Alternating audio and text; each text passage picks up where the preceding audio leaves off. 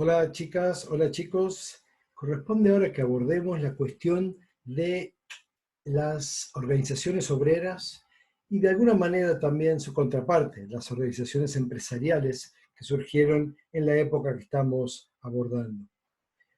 Recuerden que todo esto se debe profundizar con material bibliográfico. Estamos haciendo solo una gran introducción que brinda un panorama general que no puede abordar las cuestiones específicas con determinado detalle. Eso lo deberían leer ustedes. Así que, aclarado ese punto, voy a comentarles un poco cuál es el escenario que en ese contexto del mm, modelo liberal conservador presentado en clases anteriores deberíamos prestar atención. Decíamos que frente a la ideología dominante, ese positivismo teñido en gran medida de positivismo liberal, ese, ese liberalismo económico combinado con el modelo conservador, se da confrontación con las corrientes socialistas y anarquistas, como se estaba dando también en otros países del mundo. Entonces, esto en Argentina tiene sus particularidades. Por empezar, el anarquismo aquí se hace muy fuerte.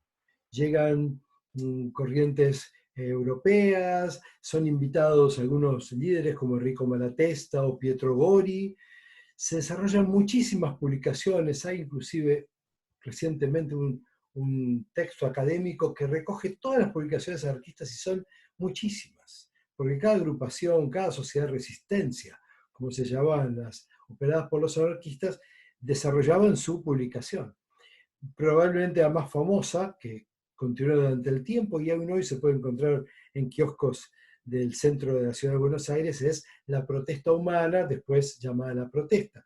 Pero hubo cantidades de publicaciones que ustedes encontrarán en la bibliografía. Asimismo, los anarquistas locales reproducían en gran medida los modelos europeos de anarquismo, recreándolos con la realidad local. Y eran ciertamente igual, también muy independientes, muy críticos del papel del Estado burgués, de la policía y del ejército traduciendo esas formas represivas del Estado, de la iglesia y de la familia burguesa y conservadora, reproduciendo el modelo capitalista burgués de ese momento. Por eso también aquí muchas de las anarquistas y los anarquistas reclamaban la libertad de sus cuerpos, la libertad en los vínculos afectivos y un modelo de familia más abierto.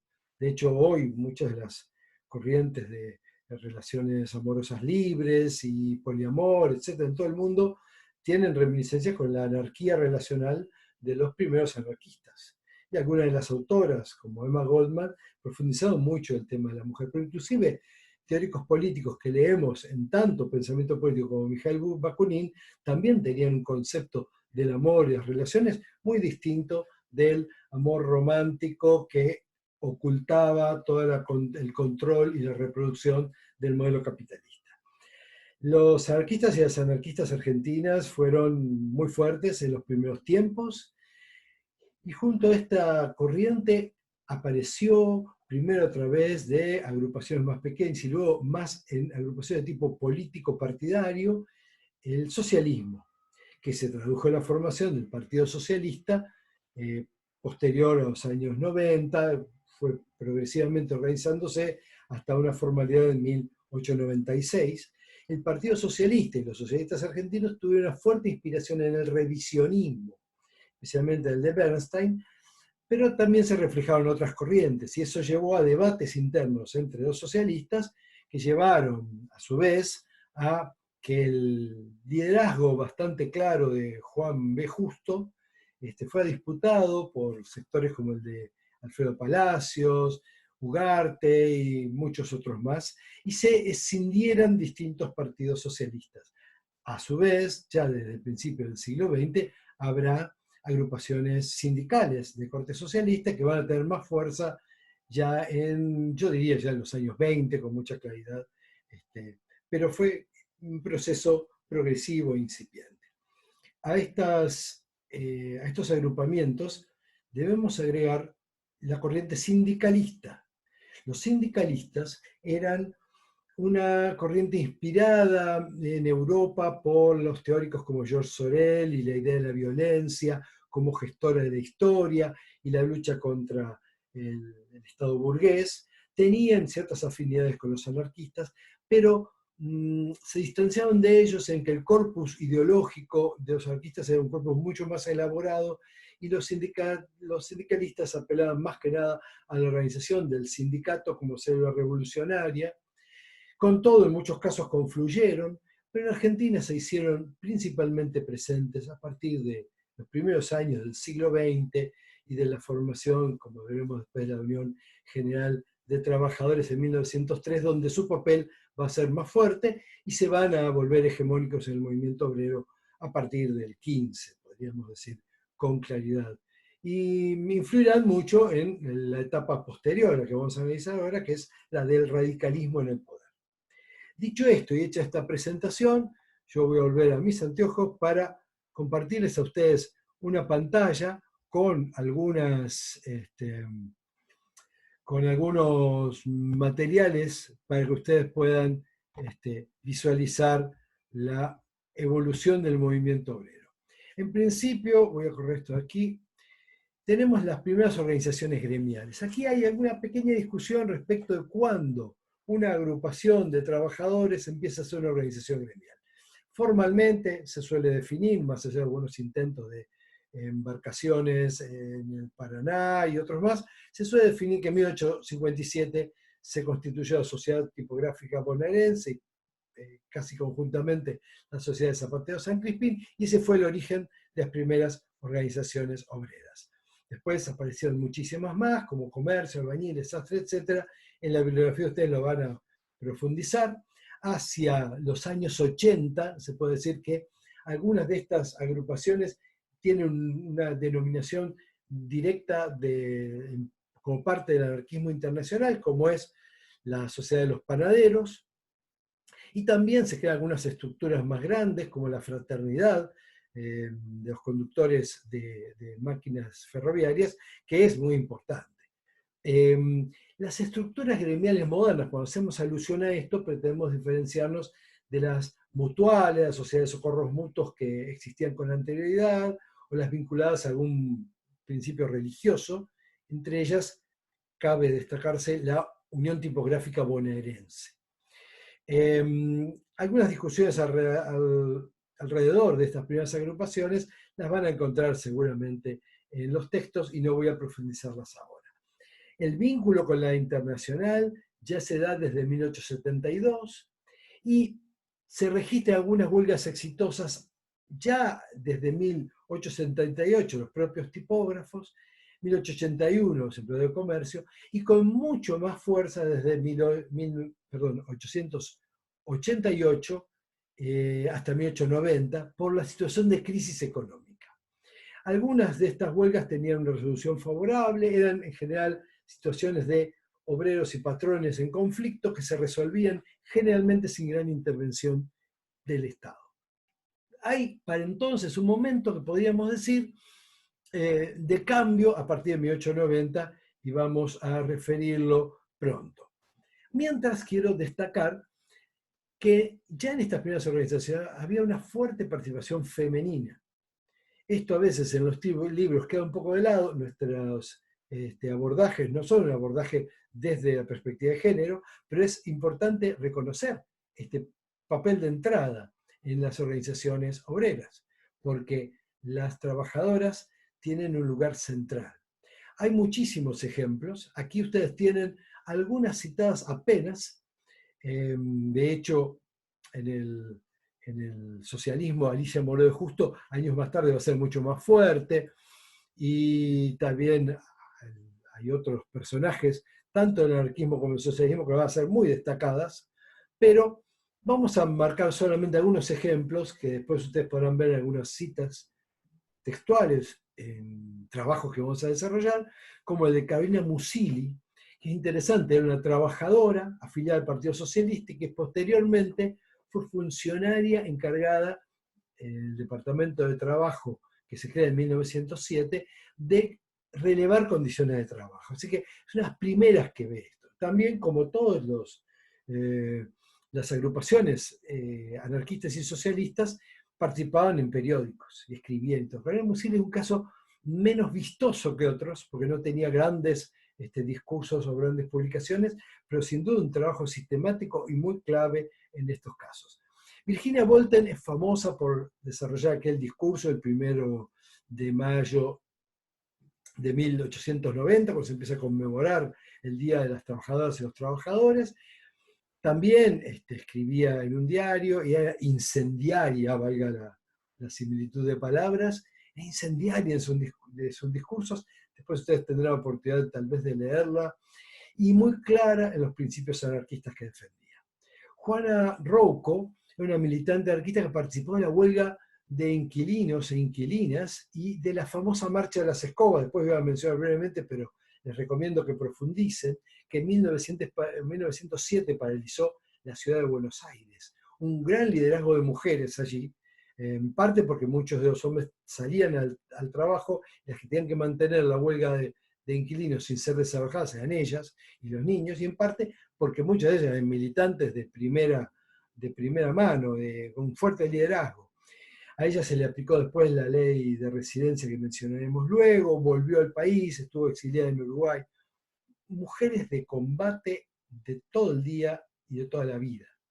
Y también algunos congresos, como el que se dan más tarde, donde se empiezan a diseñar plataformas para la participación política. Piensen que las mujeres no tenían derecho al sufragio y no lo van a obtener con la ley de 1912, y a su vez una independencia respecto de los maridos, algo que en los años 20 se va a conseguir legalmente para que la mujer no sea dependiente de la voluntad del marido, como si fuera incapaz, ¿cierto? Ese es un tema que estaba en disputa desde entonces. Pero entonces quiero destacar de entrada que aquí tenemos, muchas de ellas eran costureras, muchas trabajaban en talleres, etc. Breve mención a la sociedad rural, y esto no me voy a detener, y a la unión industrial, porque de ellas tenemos que hablar, son las organizadoras de la clase alta de entonces y el poder económico de la época. Ahora voy a volver, pero qué interesante que junto a la Organización de Trabajadores, que estaban en condiciones de ilegalidad, de desplazamiento, etc., tenemos unas importantes organizaciones que nuclean a los sectores más concentrados de la economía. La sociedad rural, obviamente, los grandes propietarios que de alguna manera era el lobby que más manejaba el país, y también una incipiente unión industrial. Piensen que la industrialización argentina es moderada, provisoria, se va a dar en gran medida a través de frigoríficos, y va a ser subsidiaria de otras instancias. Recién va a haber una industrialización sistemática después de los años 30, pero aún así estas primeras industrias tienen una unión industrial que defendía los intereses, pedía protección del gobierno, generalmente no la conseguía, pero ocupaba un espacio. Entonces ahí tenemos cómo se organiza la patronal. Voy a volver a compartir para citarles, entonces, le decía yo, la sociedad rural que se crea, bueno, de alguna manera tiene una primera exposición en 1859, se funda en 1866, el primer presidente José Tomás Martínez de Oz, un referente de las familias pudientes de la época, cuyos descendientes tuvieron trágicas intervenciones en la historia argentina, y desde el 75 tiene el predio en Palermo. No me voy a detener en leer lo que pretendía, ustedes lo tienen en los textos. En 1875 se funda el Club Industrial Argentino, que años más tarde, en 1887, va a formar, como ustedes pueden ver, yo voy con el cursor aquí, la fundación de la Unión Industrial Argentina con 900 asistentes y un primer presidente, Antonio Cambaceres. De vuelta, aquí la evolución es muy, digamos, lenta, pero es significativa y nos va marcando el poder de la clase alta. Voy al 1890, que es uno de los momentos claves que me interesa destacar para ustedes en esta presentación del movimiento obrero organizado. 1890 es un año clave, ¿por qué? Porque hay como un salto cualitativo en la organización de los trabajadores, un peso creciente, obviamente, en las organizaciones de empresarios, y un traspié de este modelo. Este modelo entra en crisis económica, una crisis que no era vista mal, porque era una crisis que tenía una alta inflación, una especulación de tierras, pero que algunos veían, bueno, la inflación puede ser una etapa de crecimiento, puede ser que aumente la demanda, y además, si el valor de la moneda local pierde y los grandes poderes económicos tenían exportaciones al exterior que recibían paga en moneda fuerte, en libras esterlinas, por ejemplo, era un buen negocio. Le pagaban en moneda con menos valor a las trabajadoras y los trabajadores y recibían una paga en moneda internacional de alto peso. De alguna manera les convenía, pero la crisis se desborda, genera un problema económico importante para el gobierno de Juárez Selman y lleva a una crisis política. Esa crisis política se traduce en lo que se denominó una revolución. No llegó a ser una revolución y tampoco era una revolución en sentido estricto académico, político, porque no pretendía cambiar todo, pretendía cambiar el gobierno. Pero se llamó la Revolución de 1890. En esa revolución participaron distintos agrupamientos, entre ellos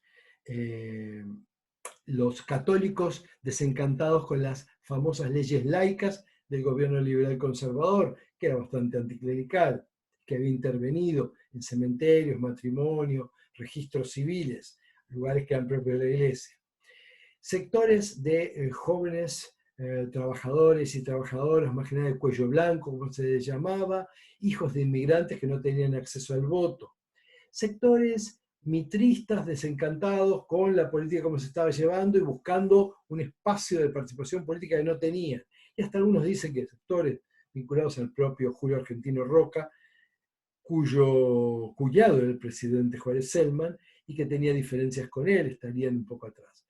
La cuestión es que se organizan una serie de disputas, ustedes podrán leer la bibliografía, a partir de mitin en el frontón, la cancha de pelota que había en ese momento, se conforma una unión cívica de la juventud y finalmente se termina organizando la revolución a partir de la unión de todos estos grupos.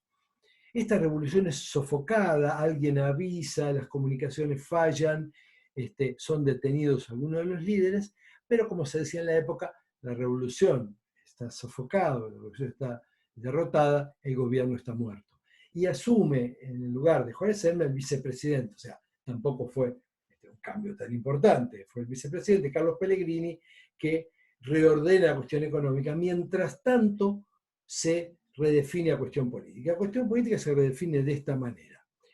Por un lado, la Unión Cívica Radical se forma en 1890, que responde a los sectores más defensivos de esto, entre ellos, a quienes voy a marcar aquí con el cursor, a Leandro N. Alem. Y por otro lado, como mencionamos antes, los sectores socialistas que van a ir unificándose y formando el Partido Socialista años más tarde. Entonces acá tenemos algunos publicaciones de la época, como Acción Socialista, el Diario de la Vanguardia, y tenemos, yo había mencionado antes, la protesta humana. Entonces, se empieza a organizar la celebración del 1 de mayo, hay una mayor organización de las trabajadoras y los trabajadores frente a esta etapa y a este momento de crisis. Esto va a llevar a que en los años posteriores crecen los procesos de revueltas. Para 1896 hay una situación casi de huelga general, porque participan muchos trabajadores y muchos trabajadores. Disculpen, voy a beber un vaso de agua. Y el momento más álgido de huelgas es el que vamos a ver ahora. Una ola de huelgas en los puertos que se reproduce en otras instancias y que en 1901 y 1902 paralizan la actividad como una gran huelga general. Para entonces, a su vez, se está dando una mayor organización, porque no solo hay sindicatos, sino se empiezan a organizar en federaciones, vamos a verlas después, pero vale mencionar, le estoy marcando aquí con el cursor, la Federación Obrera Argentina en 1901, aumentan las huelgas y los conflictos, entre ellas cabe mencionar a la huelga de inquilinos de 1907, que les comenté antes, y la huelga de Ingeniero White, donde los trabajadores portuarios del puerto de Ingeniero White, cerca de Bahía Blanca, tienen un mitin, van a negociar con el gobierno y los rodea y les disparan las fuerzas del ejército, y también es una fuerte represión. Esto va escalando, y para 1909 la Semana Roja es un episodio trágico que ustedes van a poder profundizar en la bibliografía propuesta para tal caso, donde las protestas obreras se ven sofocadas por la represión policial que lleva a muertos, de esto lleva una reacción, etc. Hay un momento de fuerte confrontación, claro que los trabajadores y las trabajadoras en una situación de alta debilidad, y en esto enfrentado está la policía, básicamente liderada por el teniente coronel Ramón Falcón, que va a aparecer para los conservadores un héroe nacional y en realidad es el responsable de una serie de muertos y de una fuerte represión. Algo que le va a costar más tarde la vida, porque lo va a atacar un joven anarquista, Simón Radovisky, otra historia que se puede seguir en otro momento. Era un militante joven y que después es detenido y lo van a fusilar, pero como era menor de 18 años, le perdonan la vida y va al penal de Ushuaia. Durante muchos años, las anarquistas y los anarquistas van a reclamar su libertad y para 1930 van a conseguirla. Porque para los anarquistas era un héroe que había matado a ese criminal. Entonces, fíjense las perspectivas. También las protestas del centenario, que yo les marco ahí, están señalizando con momentos de fuertes enfrentamientos la época, porque el centenario el gobierno quería mostrar todo lo bello y ocultar toda la injusticia social que se vivía. Y por último, ahí estoy señalando entre los conflictos sociales en 1912, este es un caso de pequeños productores y arrendatarios de la provincia de Santa Fe, que se reúnen en la localidad de Alcorta y forman la Federación Agraria y desarrollan una serie de protestas, a las que se suman productores de otros lugares del país. La Federación Agraria Argentina sigue siendo una institución importante, que tiene mucha representatividad entre pequeños productores. Entonces, esta situación de conflictos sociales nos va a llevar a que pensemos dos cuestiones más. La primera es cómo reacciona el Estado frente a esto. Y la tercera es hacer una puntualización de las federaciones. Vamos a avanzar con la reacción estatal. Para la reacción estatal, ustedes tienen allí, en primer lugar, la primera etapa, podríamos decir. El Estado dice, yo no tengo nada que ver. El Estado liberal, prescindo de mi acción aquí. Evidentemente, cuando hay una protesta, reprime. Entonces, pero el Estado no interviene en la disputa entre el capital y el trabajo, porque es disputa entre particulares. Ahora, esto cuando la situación se vuelve más fuerte, se agrava. Y entonces hay una reacción represiva a partir de la legislación. Y esto está marcado, lo que ustedes tienen allí, voy con el cursor, a la Ley de Residencia de 1902 y a la Ley de Defensa Social de 1910, que básicamente, con distintas facetas, apuntan a que toda persona extranjera que participa de organizaciones ilegales, de protesta, etcétera, de disturbios públicos que ponen en conflicto la paz social, pueden ser expulsadas del país. Esta ley de residencia va a aplicar durante muchos años. Es una ley que parte de un presupuesto errado. Parte del presupuesto de pensar que todas las personas que estaban en la protesta social lo hacían porque eran anarquistas o porque eran políticamente adversas y además eran extranjeras. No reconociendo que la realidad social, lo que se llamaba en la época la cuestión social, era algo que atañe a todos. Entonces, esta realidad va a hacer que la ley no sea efectiva en términos de controlar la protesta social. Esa va a continuar, porque muchos hijos de inmigrantes son los que también están en ello, y porque las agrupaciones encontrarán la forma, con fuerte consenso entre los sectores trabajadores, para resistir a este gobierno que cometía tantas injusticias con el sector obrero. Ahora, frente a esta línea de represión muy fuerte, de dar golpes, detener y hacer leyes para expulsar, hay una línea dentro del sector de gobierno que es la línea de integración.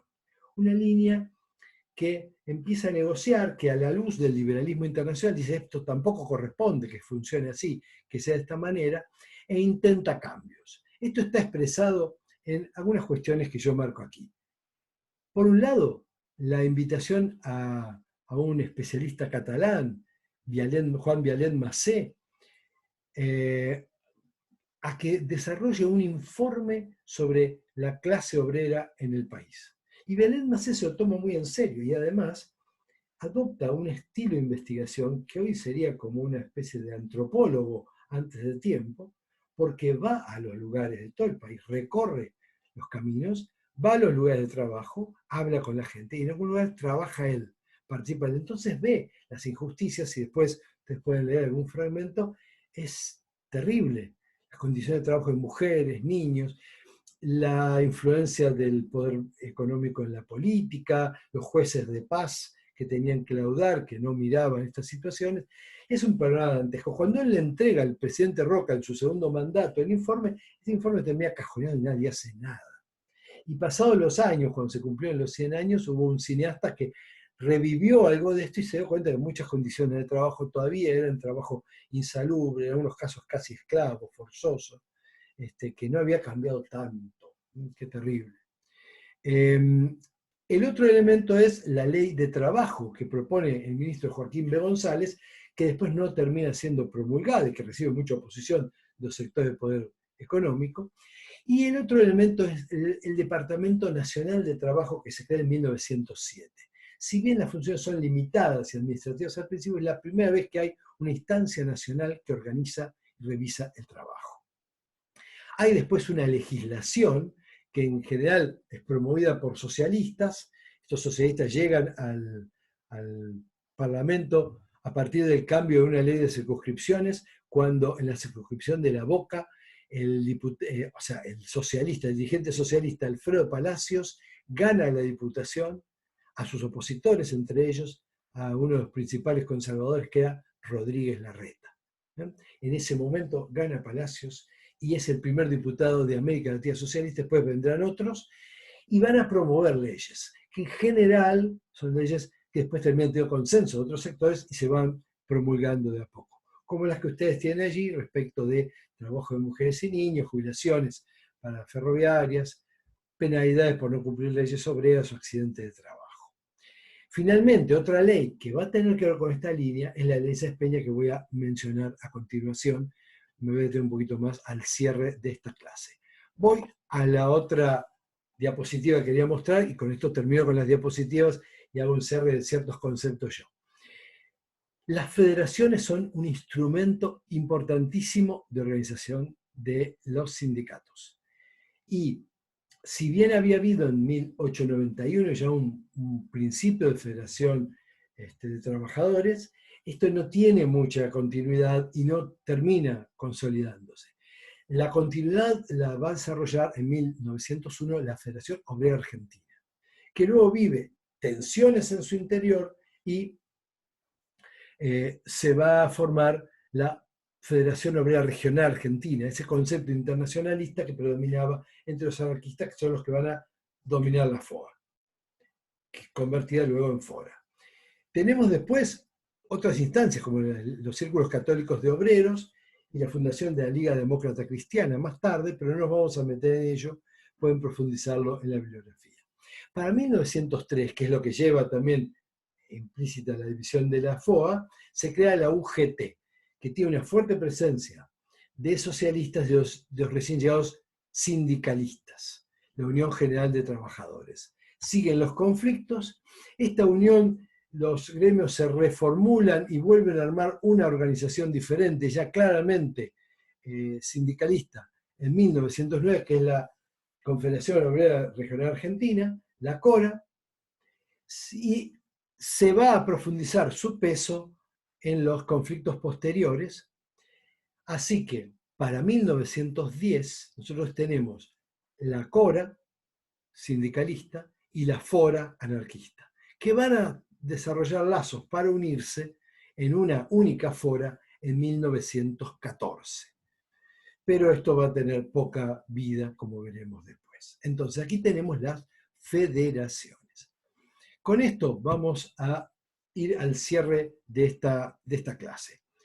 Hemos visto cómo han ido evolucionando las organizaciones obreras, con su perfil socialista en algunos casos y mayormente anarquista. Hemos visto algunos liderazgos y hemos visto algunas luchas. Hemos visto cómo se profundizan las federaciones, una estrategia unificada y cómo hay por primera vez una verdadera huelga general. Hemos visto cómo responde el Estado, que todavía es el Estado conservador, que tiene un fuerte poder y que está relacionado también con los sectores del poder económico, ya nucleados en la sociedad rural argentina, en la bolsa de comercio, que no hemos citado tanto, en la unión industrial, con menos peso, pero aún reclamando protección a ciertas medidas industriales. En ese contexto de lucha, en todo el principio del siglo, se da un proceso de democratización. Ese proceso de democratización tiene que ver con la presión popular, tiene que ver con las luchas obreras. Si no hubieran estado, que nos quede claro, si no hubieran estado esas luchas obreras, esas fuertes implicancias de Unión Cívica Radical, que no participaba políticamente porque denunciaba el fraude que se estaba desarrollando y que proponía desarrollar o hacer una revolución, y lo hace en 1893 y 1905 de vuelta. Esos intentos revolucionarios, eso también está marcando una presión para el gobierno. Y este gobierno, que declama ser tan liberal, tan respetuoso de la República, que no lo era, va teniendo dentro de su propio seno, a través de esa línea de integración y de más apertura, la posibilidad de ir a desarrollar una ley que permita el voto limpio, será después del voto secreto, obligatorio, etc. Esa ley, la ley Sespeña en 1912, va a ser una decisión de una parte de los conservadores del gobierno, una presión del radicalismo especialmente, y en particular de Hipólito Yrigoyen, uno de los que va a negociar con el presidente Sáenz Peña en esos tiempos, y se va a ir consolidando de esa manera. Sin embargo, esa ley no va a contemplar el voto de la mujer. Para ello tenemos el episodio con el que quiero cerrar esta pequeña exposición, que es el episodio de Julieta Lanteri. Julieta Lanteri, una admirable médica, unas primeras profesionales argentinas, una luchadora también, vinculada a las ideas en boga de los socialistas, etc., desarrolla una amplia campaña. Pero además, en 1911, va a votar en las elecciones cuando ninguna mujer lo hacía, porque no estaba prohibido. A partir de ahí va a haber una disposición que para acceder al voto había que estar inscrito en el padrón que tomaba el ejército para el servicio militar obligatorio, y entonces Julieta Lanteri ya no va a poder votar. Pero Julieta Lanteri va a ser la primera mujer que va a depositar el voto y no tiene argumentos legales para rechazarlo, para mostrar estas cosas. Son unas sufragistas argentinas más importantes. Años más tarde va a fundar, cuando evidentemente tampoco podían votar, un partido femenino que va a tener un importante caudal de votos, lo veremos en clases posteriores, y evidentemente votos de hombres, y más tarde va a ser una de las luchadoras por el sufragio y por distintos avances en la condición femenina. Su muerte en los años 30 va a ser una muerte sospechosa, un auto da marcha atrás y la atropella, parece que fue un accidente, pero el que conducía era un miembro destacado de los conservadores y todos sospecharon que algo más estaba pasando. Julieta Lanteri, un ejemplo de estos años que estamos viendo, estamos visitando, y una mujer que marcó huella para el feminismo en Argentina. Con ella cerramos esta clase. Muchísimas gracias y hasta la próxima.